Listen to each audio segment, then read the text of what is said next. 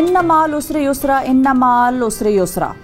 मतलब ये है कि हर मुश्किल के बाद आसानी का जो है वादा अल्लाह ताला ने किया है। और ये जो आप हल्का हल्का शोर सुन रहे हैं, आहिस्ता आहिस्ता ये बढ़ता जाएगा। मेरे दाएं जानिब और मेरे बाएं जानिब कुरानी आयात लिखी हुई हैं, कुरानिक वर्सेस लिखे हुए हैं। और ये ख़वातीन का डॉर्मेटोरी कहलाया जाता है, यानी कि बच्चियों का हॉस्टल। वैसे तो Jakarta is known for its madrasas, और जकार्ता में बहुत बड़ा नंबर है, बहुत बड़ी तादाद है मदरसों की। अब पाकिस्तान में भी इस किस्म के मदरसे होते हैं। यहाँ के मदरसों में और पाकिस्तान के मदरसों में फ़र्क ये है कि पाकिस्तान में जो मदरसे हैं वहाँ पर लड़के, हमारे भाई बच्चे जो हैं वो ज़्यादा तादाद में जाते हैं, लड़कियों की तादाद उन मदरसों में कम होती है। जकार्ता में इस चीज़ का बिल्कुल अपोजिट है। जकार्ता में बच्चों के साथ बच्चियाँ भी जो हैं वो तालीम हासिल करने के लिए, दीनी तालीम ख़ास तौर पर हासिल करने के लिए मदारिस का रुख करती हैं। बात करने वाली ये है कि कुरानी तालीम हो, दुनियावी तालीम हो या दीनी तालीम हो, किसी भी तरीके से आप बच्चों को तालीम दें, उनके लिए उसको एंजॉयबल बनाना बड़ा ज़रूरी है। अगर वो बच्चा तालीम हासिल करने का जो प्रोसेस है वो एंजॉय ना करे, या अगर वो बच्चा पढ़ना, पढ़ाई, किताब खोलना एंजॉय ना करे और उससे भागे, तो चाहे आप उस पर कितनी सख्ती कर लें, जितना उसको नंबरों की गेम से डरा लें, वो उस तरह से पढ़ नहीं सकेगा और बचपन में उसके कॉन्सेप्ट जो हैं वो वीक रह जाएंगे। अंदर बास्केटबॉल मैच हो रहा है, 2 हॉस्टल्स हैं जिनकी 2 टीम्स जो हैं वो मद्दे मुकाबिल हैं। अब शोर आ रहा है और शोर आपको सुनाई नहीं दे रहा, आप मेरे पीछे पीछे आएं।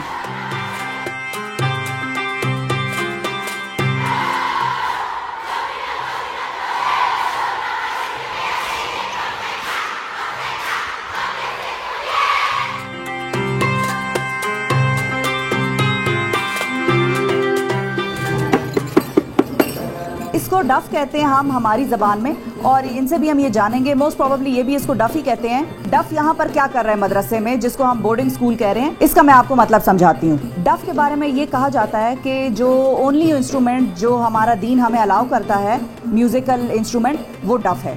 बोर्डिंग स्कूल में जहाँ पर लड़कियाँ पढ़ रही हैं, दीन सीख रही हैं, दुनिया की तालीम हासिल कर रही हैं, वहाँ पर एक जगह से हम गुजर रहे थे, बल्कि मस्जिद का नीचे का हिस्सा है जहाँ से हम गुजर रहे थे, तो एक आवाज़ आई और म्यूज़िक की आवाज़ आई। तो हमने इनके टीचर्स और इंस्ट्रक्टर्स जो हैं उनसे हमने पूछा कि ये क्या आवाज़ आ रही है, तो उन्होंने हमें कहा कि यहाँ पर एक रिलीजियस म्यूज़िक जो है बजाया जा रहा है। तो हमने इनसे पूछा कि कौन बजा रहा है, तो इन्होंने हमें बताया कि बच्चियाँ बजा रही हैं। ये उनकी एक्स्ट्रा करिकुलर एक्टिविटीज़ हैं।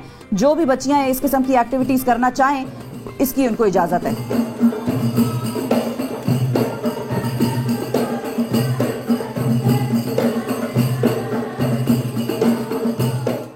अब ये जो दारुल नज्जा, जिस मदरसे में बोर्डिंग स्कूल में मैं मौजूद हूँ, ये लोग बेसिकली इसको बोर्डिंग स्कूल कहते हैं, लेकिन बोर्डिंग स्कूल का हिस्सा इनका दीनी तालीम पर मुनहसर है बहुत हद तक। लेकिन ये जो एक्टिविटी हो रही है, ये जाहिर है दीनी ज़ुमरे में तो नहीं आएगी, क्योंकि दुनियावी ज़ुमरे में शायद आएगी, लेकिन ये है कि ख़वातीन को प्रोटेक्ट करने के तरीके ख़ुद को आने चाहिए, और ये हमारा दीन भी हमें सिखाता है और हमें अपॉर्चुनिटीज़ भी देता है और हमें एम्पावर करता है। हमारा दीन फॉर्चुनेटली हमें एम्पावर करता है, लेकिन हमारा कल्चर अनफॉर्चुनेटली उस तरह से बच्चियों को आज़ादी नहीं देता कि जाओ मार्शल आर्ट सीखो और अपने आप को प्रोटेक्ट करो। बहरहाल हमारा दीन हमें इस चीज़ की इजाज़त ज़रूर देता है। तो ये मार्शल आर्ट सीख रही हैं यहाँ पर दारुल नज्जा में, ये गर्ल्स सेक्शन है और ज़बरदस्त ट्रेनिंग कर रही हैं। और थोड़ा सा ये आपको हम दिखाते हैं, इतनी मज़ेदार इनकी ट्रेनिंग है और इन सब की मूव्स एक दूसरे से मैच कर रही हैं, यानी कि बाकायदा तौर पर अच्छी खासी ट्रेनिंग इनकी हो चुकी है। और अगर हम आपको ये बताएं कि मेरी आंखों के सामने जो मंजर है वो इस वक्त इससे ज्यादा इंटरेस्टिंग है। ये बच्चियां खड़ी हुई हैं लाइन में। अब आप ये सोचेंगे कि लाइन में क्यों खड़ी हुई हैं, तो ये मगरिब प्रेयर्स के लिए जा रही हैं जी, और यानी कि मगरिब की नमाज का वक्त होने वाला है। इस वक्त इन सब ने तैयारी कर ली है, अब ये बाजमात नमाज के लिए जाएंगी। पाकिस्तान की मसाजिद में औरतों की, ख़वातीन की आमद का सिलसिला शुरू कराना चाहिए, हुकूमतों की सतह पर भी और उलमाए कराम को भी इस चीज़ को प्रमोट करना चाहिए। ये कम्युनिटी सेंटर्स का किरदार अदा कर सकते हैं और ख़वातीन वहाँ पर आएँ, मसाजिद में बैठें, एक दूसरे के मसाइल सुने, हल हो उनका। तो ये बच्चियाँ जो हैं ये सारी जी मगरिब की नमाज के लिए जा रही हैं।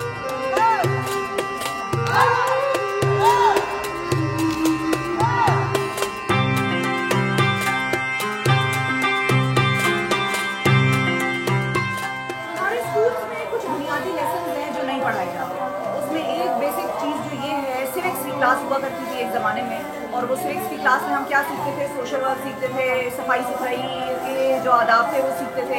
आहिस्ता आहिस्ता वो क्लासेस हमारे करिकुलम से, स्कूल से एलिमिनेट होती चली गई और हमारी कौम में सफाई का फुकदान खास तौर पे आने लग गया।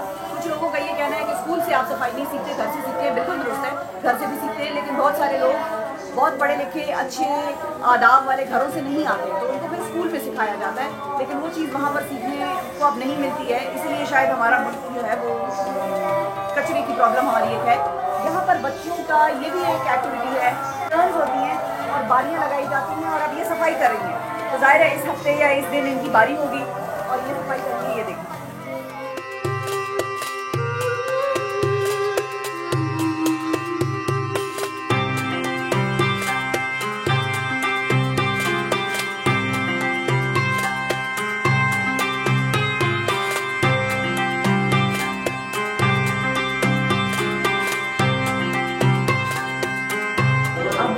का विजिट कर रहे थे मदरसे, और ये जो बोर्डिंग स्कूल है जो इसका एक खूबसूरत हसीन इम्तजाज है उसमें, तो ये जो हो रही है फिज़िक्स की क्लास, और आपने देखा कि दीन भी पढ़ते हैं दुनिया भी पढ़ते हैं, और ये दोनों का बड़ा हसीन इम्तजाज है जो ये बोर्डिंग स्कूल जो है दारुन नजा ये साथ साथ लेके चल रहे हैं। फिज़िक्स की क्लास हो रही है, ज़्यादा हम डिस्टर्ब नहीं करेंगे, लड़कियाँ यहाँ पर बैठ कर पढ़ रही हैं, टीचर को हमने डिस्टर्ब नहीं किया। हमने सोचा हम छोटी सी आपके लिए एक डेमोन्स्ट्रेशन दे दें कि फिज़िक्स की क्लास यहाँ पर चल रही है, जो कि एक बोर्डिंग स्कूल है जिसमें रिलीजियस रुझान जो है वो ज़्यादा है।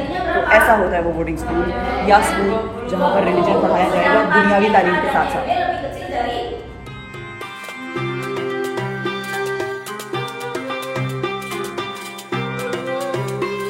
पीछे जो वरांडा हमने क्रॉस किया है उस वरांडा के अंदर एक ऑफिस था, तो हमें बताया, हमने जब पूछा कि किस चीज़ का ऑफिस है तो उन्होंने हमें बताया कि ये काउंसलिंग रूम है। स्टूडेंट्स यहाँ पर आते हैं अपने मसले मसाइल लेके, चाहे वो उनकी रिहाइश से मुताल्लिक हों या चाहे उनके कोई घरेलू मसाइल हों, या स्कूल में किसी से बन नहीं रही है, किसी किस्म का भी कोई जहनी प्रॉब्लम है या कोई और बात है, तो वो काउंसलिंग रूम में आके टीचर से डिस्कशंस कर सकते हैं। तो जहाँ पर हमारे यहाँ कन्वेंशनल स्कूल्स में काउंसलर्स या साइकियाट्रिस्ट या जो इस किस्म की हेल्प है, साइकोलॉजिकल हेल्प, वो अवेलेबल नहीं है, यहाँ के इस्लामिक बोर्डिंग स्कूल्स में मदरसों में भी ये चीज़ अवेलेबल है।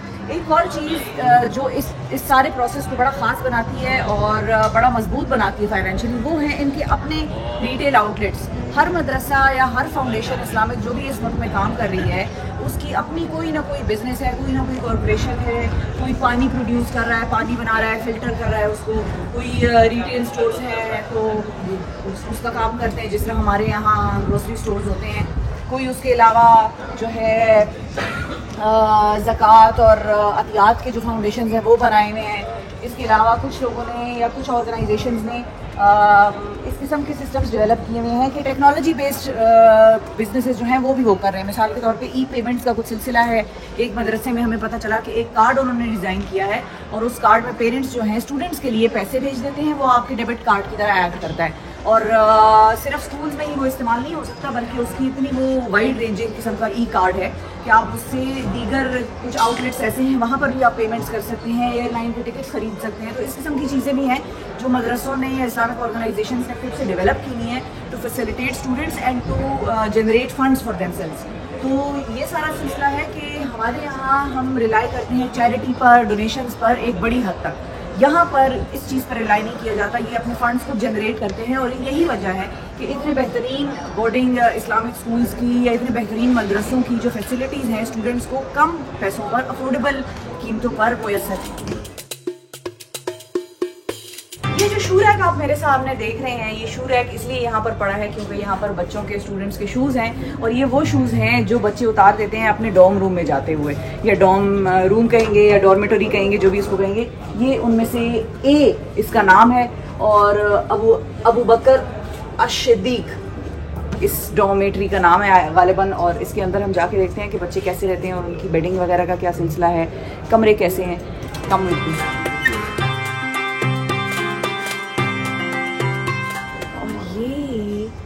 इस मदरसे का डॉर्म रूम है, ये बंक बेड्स हैं आपको नज़र आ रहे हैं। यहाँ पे एक बच्चा है वो सोया हुआ है, उसकी तबीयत थोड़ी सी ख़राब है। तो ये वो वाले बच्चे हैं यहाँ पर जिनकी तबीयत ख़राब है तो उनको इजाज़त है कि वो डॉर्म में रह सकते हैं। अदरवाइज़ तो सबकी एक्टिविटीज़ शुरू हो गई हैं, सबको सुबह सवेरे फजर के वक्त उठ के ग्राउंड्स में जाना है और फिर उसके बाद अपनी क्लासेस लेनी है, नमाज़ें पढ़नी हैं। और ये इनका डॉर्म रूम है, ठंडा है, AC हमें नज़र नहीं आ रहा लेकिन ठंडा है, कंफर्टेबल है टेम्परेचर के हवाले से। और बच्चों ने जो है ये इनकी कबर्ड्स हैं, हर एक का अपना नाम लिखा है, हर एक का स्टूडेंट नंबर लगा हुआ है और अच्छी फैसिलिटी है, मतलब साफ़ सुथरा है। आप देखें ज़मीन पे भी आपको उस तरह से कचरा वगैरह नहीं नज़र आएगा। तो मुझे कम से कम ये बताते हुए थोड़ा सा दुख हो रहा है, लेकिन इस चीज़ की खुशी हो रही है कि मैं इस चीज़ को रिपोर्ट कर रही हूँ यहाँ से, ताकि हमारे यहाँ भी जो मदरसे वाले हैं, मदरसे चलाने वाले हैं, वो देखें, मदरसों को ऐसा बनाएं कि लोगों के जहनों में जो मदरसों की एक इमेज है वो बदले, परसेप्शन मदरसों का बदले। मदारिस हमारे यहाँ बहुत अच्छे भी हैं, लेकिन उनको मज़ीद बेहतर होने की ज़रूरत है, बच्चों को फैसिलिटेट करने की ज़रूरत है। बहुत से यकीन करें, बहुत से ऐसे पेरेंट्स हैं जो चाहते हैं कि उनके बच्चों की अर्ली एजुकेशन इस्लामिक स्कूल्स में हो, इस्लामिक बोर्डिंग स्कूल्स में हो, लेकिन उनको क्योंकि ऐसी फैसिलिटीज़ नहीं मिलती तो वो फिर बच्चों को या कन्वेंशनल स्कूल्स में डाल देते हैं। और बच्चियों के लिए तो ख़ास कर बहुत ज़रूरी है, क्योंकि बच्चियों के लिए तो हमारे यहाँ इस किस्म का शायद इक्का दुक्का मदरसा ही होगा। मैं पर्सनली नहीं ऐसे किसी मदरसे में गई या मैंने नहीं सुना किसी के बारे में जहाँ पर लड़कियाँ जाती हैं और वो वहाँ रहती हों, बाकायदा बोर्डिंग करें, एग्ज़ाम्स वहीं पर दें और क्लासेस अटेंड करें। तो ये बच्चों ने अपनी चीज़ें भी रखी हुई हैं, छोटे छोटे, ज़ाहिर है वो छोटे बच्चे हैं और घरों से दूर हैं। तो ये किसी ने निम्को रखी हुई है किसी बच्चे ने अपनी, और ये इनकी टॉर्च है, क्योंकि यहाँ पर लाइट्स जो हैं वो लाइट आउट हो जाता है, टाइम आउट हो जाता है, उसके बाद फिर लाइट्स ऑन करने की इजाज़त किसी को नहीं होती। जैसे हमारे यहाँ कैडेट कॉलेजेस हैं वैसे यहाँ पर मदरसे हैं, लेकिन बड़े हाई एंड और बड़े अच्छे फैसिलिटीज़ के साथ मदरसे हैं। अच्छा, ये घड़ी रखी हुई है किसी ने, ज़ाहिर है अपनी ये, अच्छा, और बेड पे रखी हुई है ये इस तरफ, तो जब वो उधर सोता होगा सर रख के तो यहाँ पे टाइम दिखता है वो कि कितने बज गए। तो मज़े की जगह है और इंटरेस्टिंग है, रोशनदान है, यहाँ पर बड़ी बड़ी खिड़कियाँ हैं, हवादार है, हब्स नहीं है। हालांकि तो इंडोनेशिया एक ऐसा मुल्क है जहाँ पर हब्स होती है, पानी है हर तरफ, लेकिन हैट्स ऑफ पे, आई एम वेरी इम्प्रेस्ड।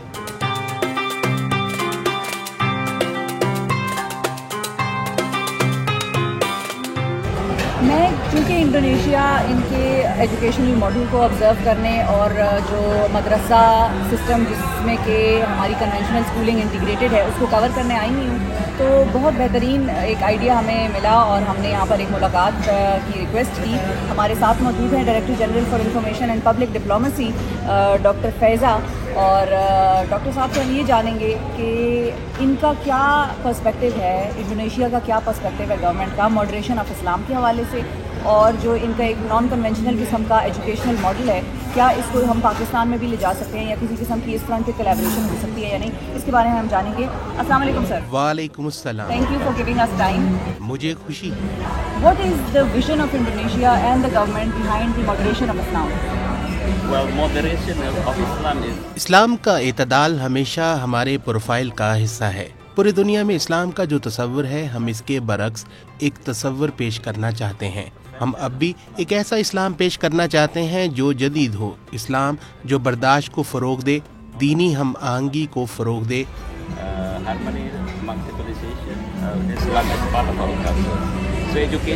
इसलिए तालीम बहुत ज़रूरी हो जाती है।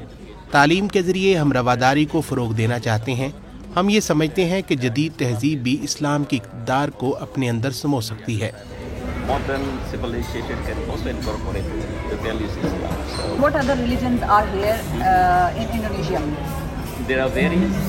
कई मज़ाहब हैं इंडोनेशिया में। ईसाईयत में हमारे पास प्रोटेस्टेंट और कैथोलिक हैं। हमारे यहाँ हिंदू भी हैं।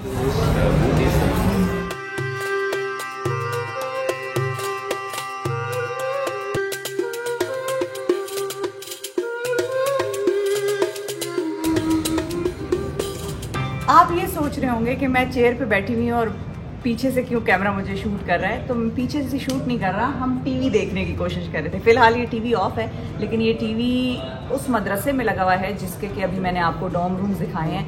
फैसिलिटीज़ की जहाँ तक बात होती है, एक बच्चा अगर घर छोड़कर कहीं पढ़ने जाता है तो उसका दिल वहाँ पर लगना चाहिए। हमारे यहाँ तालीमी निज़ाम में बच्चों के लिए लर्निंग जो है वो फ़न या एंटरटेनिंग नहीं बनाई जाती। हम सख्ती इतनी करते हैं कि वो बच्चा या तो तंग आ जाता है या डरता है। अगर हमारे स्कूल्स में बच्चों को ऑप्शन दिया जाए कि will you continue your studies, trust me, आधे उनमें से कहेंगे कि we don't want to go to school ever. और अगर जो कहेंगे कि हम जाना भी चाहते हैं तो वो भी उनके फ्रेंड्स की वजह से होगा, शायद उस निज़ाम या उस एनवायरनमेंट की वजह से शायद ना हो।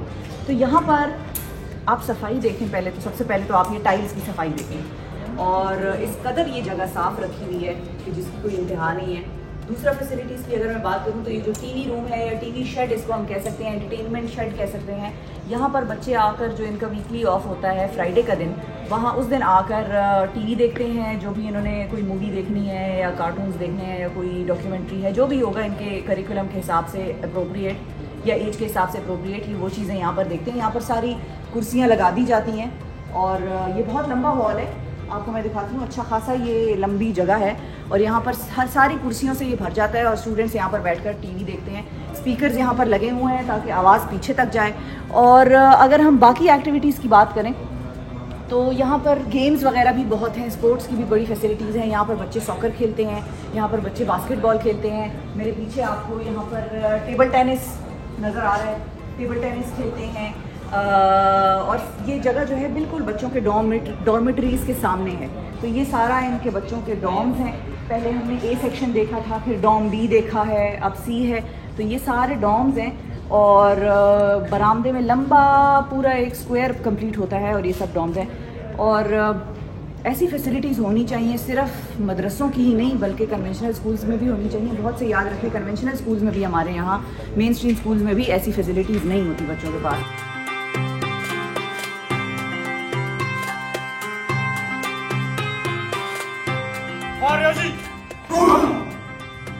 Stand up, please! Stand up, please! Stand!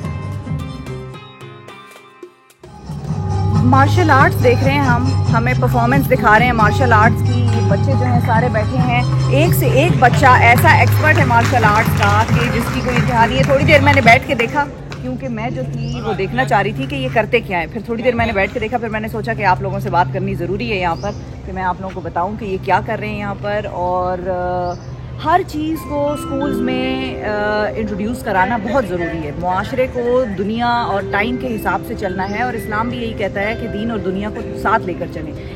हमारे यहाँ मदरसों में प्रॉब्लम ये है कि हम बिल्कुल साइंस से उसको दूर कर देते हैं, जैसे दीन और साइंस जो है दो अलग अलग चीज़ें हैं। कुरान मजीद में बहुत सारी ऐसी इजादात का जिक्र है जो कि बाद में इंसानों ने की, लेकिन कुरान पाक में पहले आ गया। जाबिर बिन हयान कौन थे, इब्न अल हैतम कौन थे, क्या इनका मज़हब था, मुसलमानों ने कैसी कैसी इजादात की और आखिर में हमने क्या किया कि हमने साइंस को मदरसे से या साइंस को कुरानी तालीम से, इस्लामिक तालीम से इतना दूर कर दिया कि जब मदरसे से कोई बच्चा पास आउट होकर बाहर निकलता है तो वो मुआशरे में क्या करेगा, वो कुछ नहीं करने के काबिल रहता। बहुत सारे लोग उसको नौकरी भी नहीं रखते कि भाई तुमने तो फॉर्मल एजुकेशन नहीं हासिल की हुई।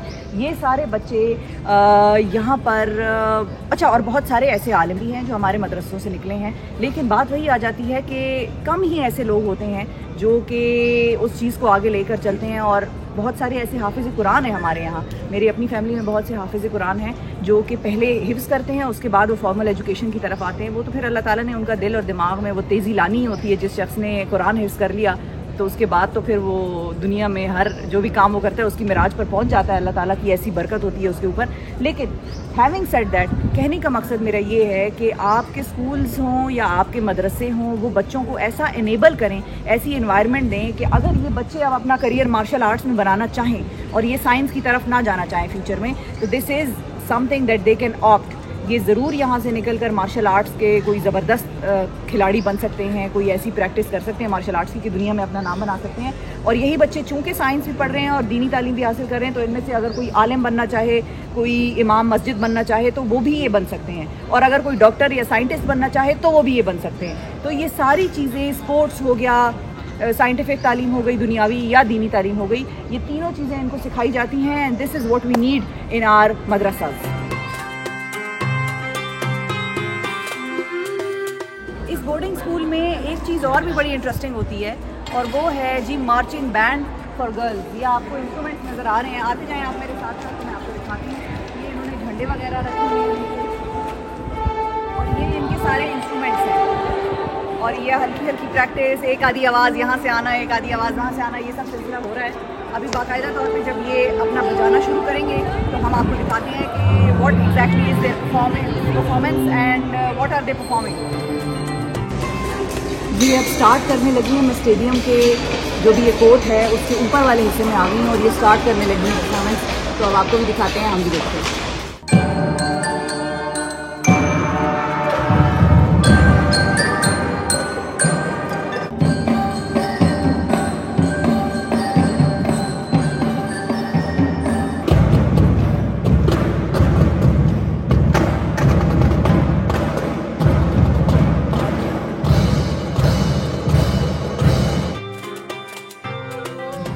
मैं दारुल नज्जा में मौजूद हूँ, जो कि बोर्डिंग स्कूल है, दारुल नज्जा बोर्डिंग स्कूल जकार्ता का, और बड़ा मशहूर है। इस तरह की इनकी चेन्स जो हैं वो और बहुत सारी हैं, जकार्ता के अंदर भी और बाकी इंडोनेशिया में भी। और यहाँ पर बच्चे और बच्चियाँ साथ पढ़ते हैं, सेपरेशन है लेकिन साथ पढ़ते हैं। हर किस्म की ज़िंदगी के स्किल सीखते हैं। सिविक्स की क्लासेस होती हैं, स्पोर्ट्स होती हैं, और साइंस, टेक्नोलॉजी, दीन, रिलीजियस तालीम और फिर दुनियावी तालीम जो है, दोनों का एक तरीक़ाकार जो है वो साथ साथ इन बच्चों को लेकर चलता है। इसके हवाले से, इन स्कूल्स के हवाले से, इनके विज़न के बारे में जानते हैं कि ये कब शुरू हुए थे और विज़न क्या है। हमारे साथ दारुल नज्जा बोर्डिंग स्कूल के हेड मास्टर मौजूद हैं, हदियांतो आरिफ साहब। अस्सलाम वालेकुम। वालेकुम सलाम व रहमतुल्लाह। सो हदियांतो साहब, I would like to know, first of all, tell us something about your Darul Najja. This boarding school is a Waqf institution. It's a education based on religion. It's Islamic. So this boarding school is quite modern because it's located in Jakarta, and it's established in 1961. It used to be only 3 students here, but we have now like 13,000 students. And there are other branches also? Yeah, we have now we have 21 branches. So how does it function? Like, where does the money come from? What is the fee that a student pays to stay here? Because it is boarding, so they are living here, they are eating here, they are spending an entire year here. Yeah. So they live here, dormitories, and they pay quite small amount of money that they need to eat. They pay the water, they pay the electricity. That's it. But basic. Just basic. But they don't pay for the education. That is free. That is free. We consider it's free because this Darul Najja, we have like a self-sufficiency aspect. What is that? Well, we have like a lot of business units, like this one before, like this. This is Moyaku. This is one of our product. Water. Product, yeah. We produce the water to be consumed by the students and by the teachers and by the community. This is one of example. So we have Moyaku, we have travel, we have retail, shops, everything. We have agri-business as well. Okay. So there's quite a lot of business that can push the price of the education. So you are not just dependent upon the charities and donations? No, we don't. The charity, the foundation, the donation, the government, they only give like 30% of the revenue stream that we have. But the rest, we self-created, self-sufficient. Okay. So what is the vision? Because we have seen the equality. Boys and girls are equal. Boys, if boys can fight and self-defense, learn the art of self-defense, girls are doing the same. I know. So what is this vision of treating both equally? That's Islam. That is Islam. That is Islam. That's a true Islam. Islam teach, they empowering women. They treat women like a queen. You're the queen of the house.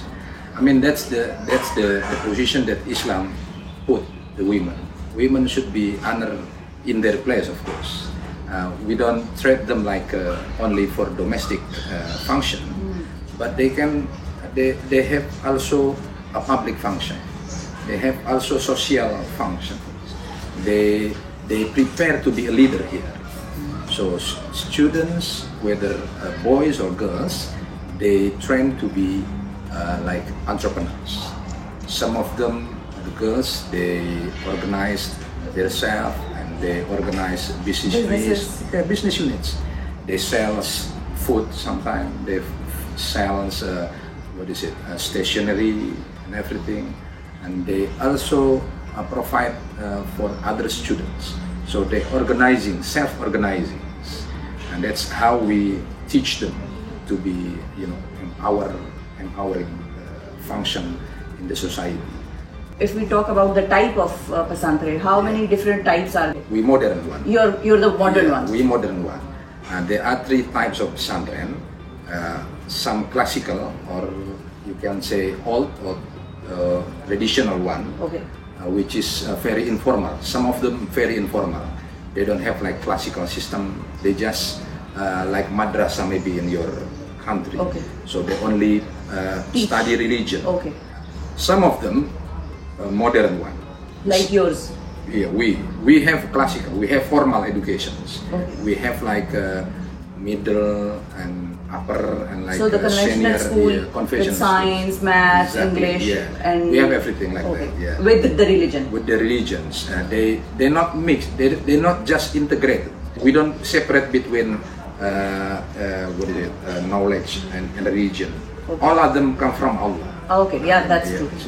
And the third one? And the third one is combination. Combination is they combine the education system formal with the traditions. Okay. What is the routine of the students here? They start their routine with at 4 o'clock Okay. in the morning, and they cannot sleep and they cannot rest until 10 In the evening. in the evening, 10 p.m. And so what do that's they do? daily routine. Everything. They eat, they go to the school, they manage their life there, organizing the student activities like boy scouting, girl scouting, marching band, studio, and everything. Okay. They pray either in the mosque, either in the some of them they pray in the rooms to train how to be imamah. Boys and girls, they have Both. the same. Yeah, both of them. Thank you very much Very welcome, yeah. for this such an informative tour of your Darun Najah boarding school. Inshallah. यौम आज़ादी इन्होंने हासिल किया था, या आज़ादी इन्होंने हासिल की थी 1945 में। पाकिस्तान से चंद ही साल पहले पाकिस्तान 1947 में आज़ाद हुआ था, इंडोनेशिया 1945 में आज़ाद हुआ था 17 अगस्त को। तो इस डेट के हवाले से तो हम कज़न्स हुए। अभी जो बच्चियाँ आप मेरे पीछे देख रहे थे रेड स्कार्फ पहने हुए हैं, बड़े प्यारी सी तैयार हुई हैं, ये अभी कुछ ही देर में परफॉर्मेंस करेंगी। जश्न आज़ादी का इनका मौका है और हम मौजूद हैं इस्लामिक बोर्डिंग स्कूल में या रिलीजियस बोर्डिंग स्कूल में जिसका नाम है टिमुलस।